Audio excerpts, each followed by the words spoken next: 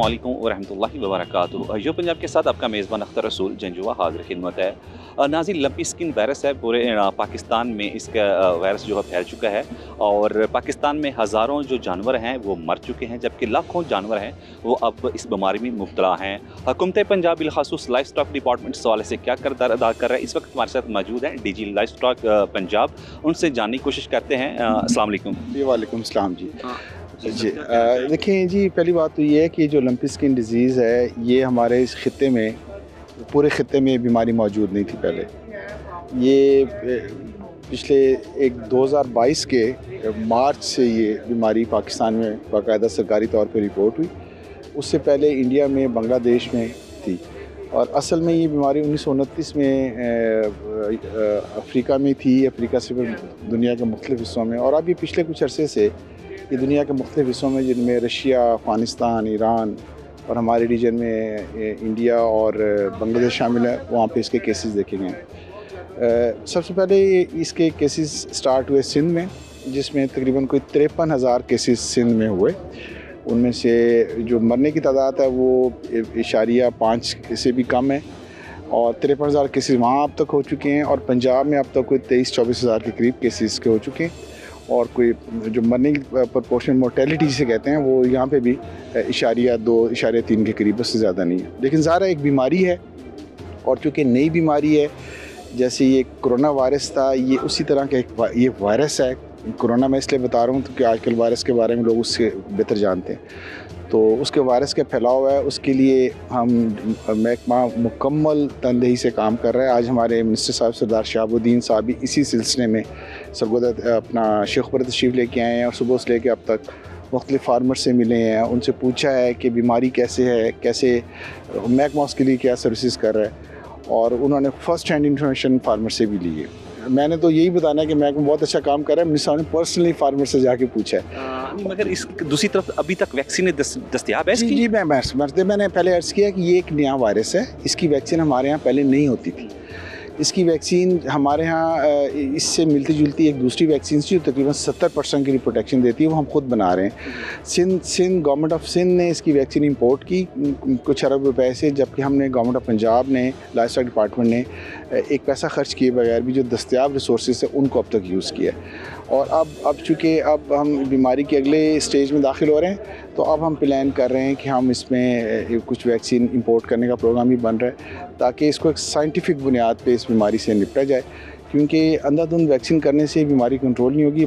मुकम्मल एक साइंटिफिक तरीके से जो तरीका है बीमारी कंट्रोल करने, जैसे हमने एक इंतहाई हमगीर पॉलिसी बनाई थी कोरोना के लिए, वो अल्हम्दुलिल्लाह ख़ित्ते में हमारे बहुत नुकसान हुआ और हम कोरोना से निकल आए। इंशाल्लाह इससे भी हम निकल आएंगे।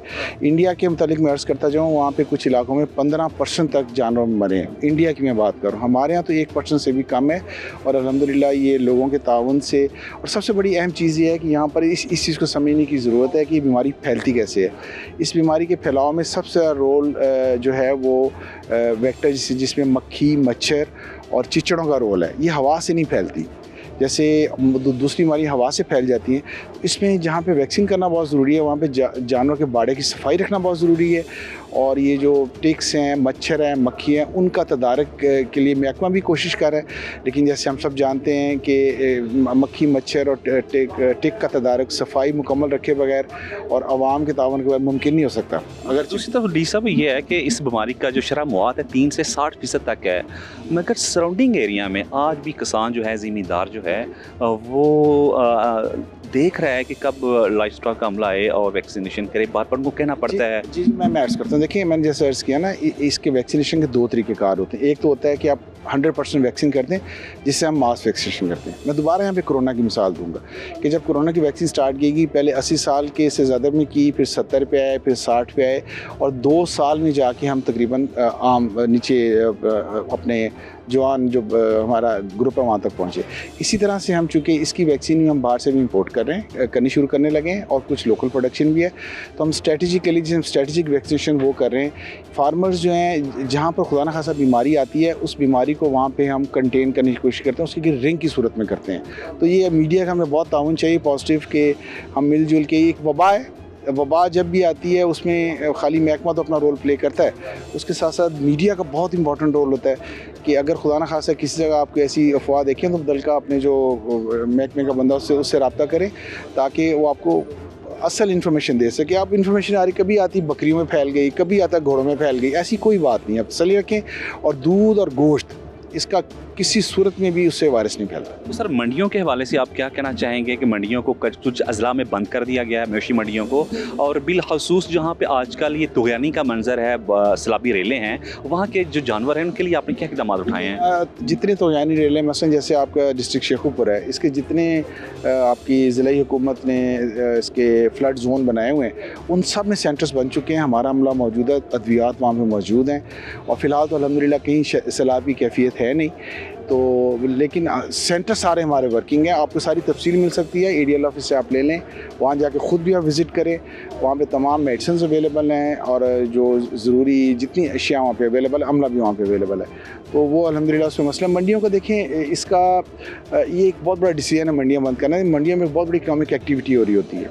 ईद के मौके पर भी एक कुछ हल्कों की तरफ से कहा गया था कि चूँकि बीमारी है, लेकिन अब आप अंदाज़ा लगा लें कि अरबों रुपए का बिज़नेस होता है। तो जैसे शट डाउन करना जो है वो एक बड़े तरीके से करना पड़ता है, अदरवाइज़ एक जो इकनॉमिक एक्टिविटी होती है वो रुक जाती है।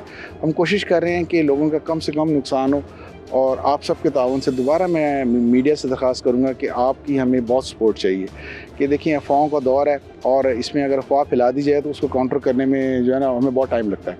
तो जहाँ से आपको कोई अफवाह की मिले आप हमसे रब्ता करें, हम लोग हाजिर हैं। और अगर खुदा न खासा किसी से आप समझते हैं कि महकमे की तरफ से कोई गफलत की जा रही है उसको बिल्कुल पॉइंट आउट करें, हम दल का जो हमारा अमला है उसको बताएं। और मैं आपको यकीन दिलाता हूं कि आप देखेंगे कि दिनों में नहीं घंटों में इंशाल्लाह वहाँ पे हम अमला भी पहुँचेगा हमारा और उसको हम आपके ताउन से, फार्मर्स के ताउन से मिल के उसको हम काबू पा लेंगे। जी DG लाइफ स्टॉक पंजाब हमारे साथ मौजूद थे, बात कर रहे थे लंपी स्किन वायरस के हवाले से। अवामुन्नास से इन्होंने यही अपील की है कि फ़ेक ख़बरों पे एहतियात बरतें और ज़िम्मेदार होने का सबूत दें। और लंपी स्किन वायरस है जो जानवरों में जहाँ फैल रहा है वहाँ दूसरी तरफ इनके मीट में और इसके दूध के इस्तेमाल में कतन इस तरह परहेज़ ना करें और उसको इस्तेमाल करें और इसमें कोई ऐसा मसला नहीं है। इस रिपोर्ट के साथ ही मेज़बान अख्तर रसूल जंजुआ को इजाज़त दीजिएगा। अल्लाह निगहबान, पाकिस्तान जिंदाबाद।